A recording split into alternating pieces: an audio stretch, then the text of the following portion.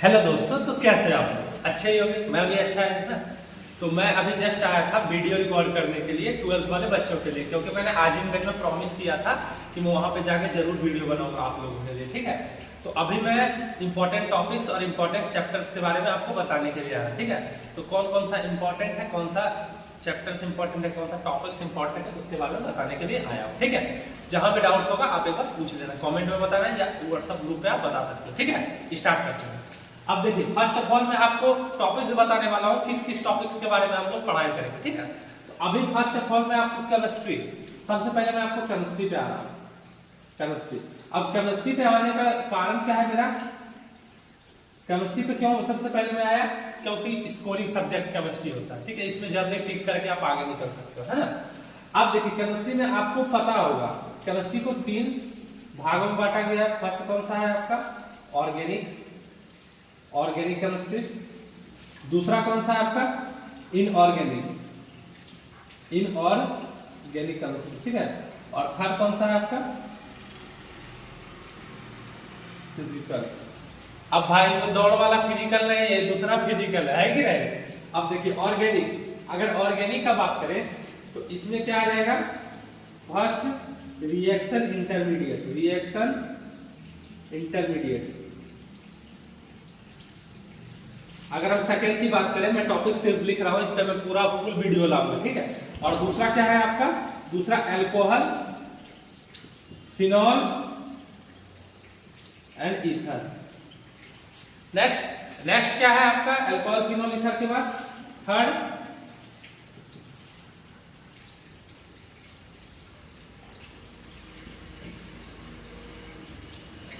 First ये हो गया। सेकंड क्या हो जाएगा? Alkyne halide and aryl halide. ठीक है, नेक्स्ट क्या है? Alcohol, phenol, ether. ठीक है, टाइम नहीं जाना हम लोगों के पास। फोर कौन सा हो गया आपका? Aldehyde, ketone and carboxylic acid. Fifth कौन सा हो गया? इसके बाद एमाइंस, एमीन चैप्टर। ठीक है, सिक्स्थ कौन हो गया आपका? बायोमोलेक्यूल्स। तो आपके मन में आ रहा है कभी इतना टाइम इसमें ये सारा टॉपिक हो जाएगा और क्या? मैं इसका सिर्फ आपको क्या रिएक्शन पढ़ाऊंगा और साथ में आपको मैग्नीशियम भी, जो मैग्नीशियम इंपॉर्टेंट है वो मैं आपको बताऊंगा। अब इसमें देखो, बिहार बोर्ड क्या फॉलो कर रहा है? एक टेस्ट तो देता है।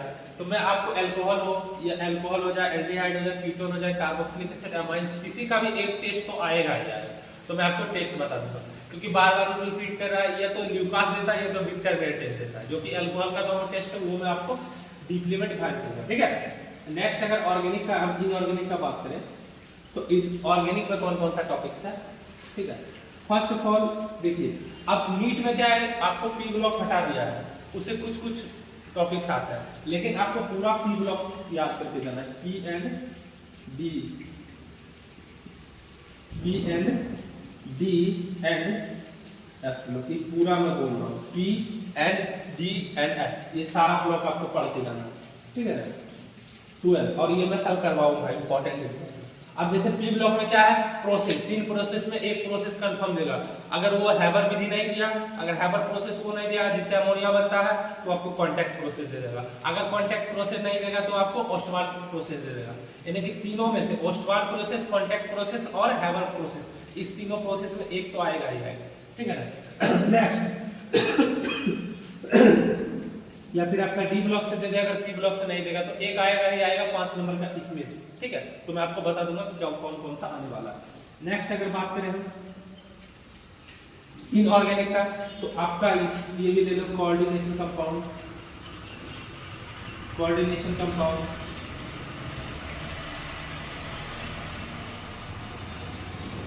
है ना। और जो एक बिग चैप्टर है आपका एक्सट्रैक्शन वाला।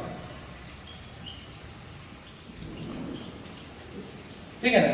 अब एक्सट्रैक्शन कैसे कौन सा अयस्क, कौन सा किसका अयस्क है, उसका एक्सट्रैक्शन की विधि कौन सा है। ठीक है ना, जैसे लोहा का, एल्युमिनियम का, ये 2 ज्यादा पूछना है ना, कि लोहा का कौन सा अयस्क है और उसके निष्कर्षण की विधि बताएं, एल्युमिनियम का कौन सा अयस्क है उसकी निष्कर्षण की विधि बताएं। ये ज्यादा पूछता है इसमें से, ठीक है ना, इतना टॉपिक है।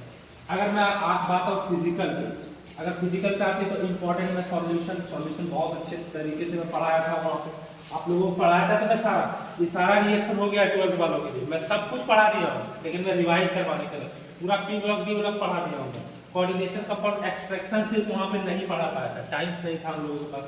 और फिजिकल में बात करूँ तो सॉल्यूशन में वहाँ पे पढ़ा दिया हूँ पहले से, ठीक है ना। और दूसरा जो आपका केमिकल काइनेटिक्स, ठीक है। तीसरा आपका क्या होगा, केमिकल काइनेटिक्स, ठीक है, आप लोग देख लीजिएगा, ज्यादा टाइम नहीं तो मैं लिख नहीं रहा हूँ पूरा, है ना। उसके बाद क्या हो गया आपका इलेक्ट्रोकेमिस्ट्री, ठीक है, इलेक्ट्रोकेमिस्ट्री। ये 3 जो चैप्टर्स हैं आपका किसमें, फिजिकल में, ये आपके इंपॉर्टेंट चैप्टर है। फिजिकल का मैं बात करूं, अगर आप इतना कर लेते हो थोड़ा थोड़ा सा भी, तो आपका 70 में से मिनिमम 60 नंबर तो आ ही जाएगा। 70 में से 60 नंबर तो कोई नहीं, कहीं नहीं गया, और 60 इधर, और अगर आपका 25 नंबर में मिलता है तो 60 और 25 ना 85 नंबर आराम से आ जाएगा आपका। आ रहा है समझ, साइंस। अभी केमिस्ट्री में बात करूँ, अभी मैं केमिस्ट्री का बात कर रहा हूँ, इसी तरह फिजिक्स पे आते हैं, ठीक है। ये केमिस्ट्री आपका कंप्लीट हो गया, अब ठीक है। तो अब फिजिक्स पे हम आते हैं, तो बात करते हैं फिजिक्स की,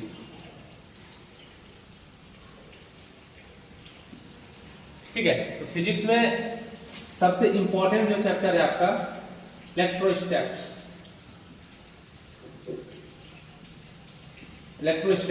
ठीक है। नेक्स्ट क्या है आपका दूसरा नंबर। अब इलेक्ट्रोस्टैटिक्स में क्या क्या आ जाएगा थोड़ा देखिएगा ध्यान से। इसमें इलेक्ट्रिक फील्ड पहला जो चैप्टर है, ठीक है। दूसरा कैपेसिटेंस,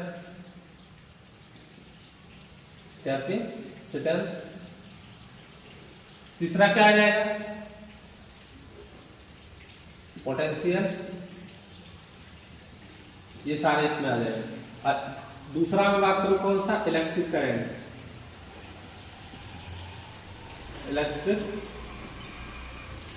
ठीक है। और तीसरा इंपॉर्टेंट मैं 12th का बात कर रहा हूँ, मैं नीट का नहीं पढ़ा रहा हूँ भाई, 12th अभी पढ़ा रहा हूँ, नीट का भी पढ़ाऊंगा, अब इसके लिए टाइम है, ठीक है। हाँ, तीसरा कौन सा है, आप लाइट पढ़ के अच्छे से और मैग्नेटिज्म। अच्छा, अब मैग्नेटिज्म में कौन सा चैप्टर है, 2 चैप्टर है ना, मैग्नेटिक एंड मैटर, एक मैग्नेटिक मैटर और एक मैग्नेटिज्म, 2 इसमें आ जाएगा, ठीक है। अब इतने हो गए फिजिक्स में। अब मैं बात करता हूँ किस पे, बायोलॉजी का मैं बात करूँगा। अगर मैं बायो का बात करूँ तो बायोलॉजी में, ठीक है, बायोलॉजी में आपको पता है इंपॉर्टेंस जो है, फर्स्ट आपका रिप्रोडक्शन। मैं ह्यूमन रिप्रोडक्शन नहीं बोल रहा हूँ, पूरा रिप्रोडक्शन यूनिट। अब इसमें क्या क्या आ जाएगा रिप्रोडक्शन यूनिट में, फर्स्ट ऑफ ऑल आपका क्या आ जाएगा, sexual reproduction in flowering plant, SRFP। दूसरा क्या आ जाएगा इसमें, ह्यूमन रिप्रोडक्शन, ठीक है। और तीसरा क्या आ जाएगा आपका, रिप्रोडक्टिव हेल्थ,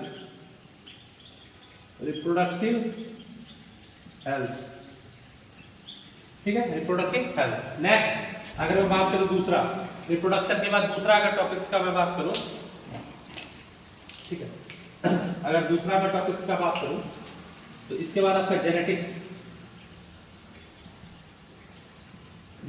अब जेनेटिक्स में क्या क्या, जेनेटिक्स में 2 चैप्टर है आपका, ठीक है।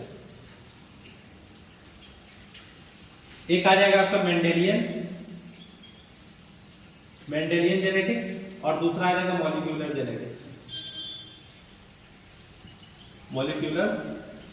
जेनेटिक्स, ठीक है। अगर थर्ड में बात करूं तो ह्यूमन हेल्थ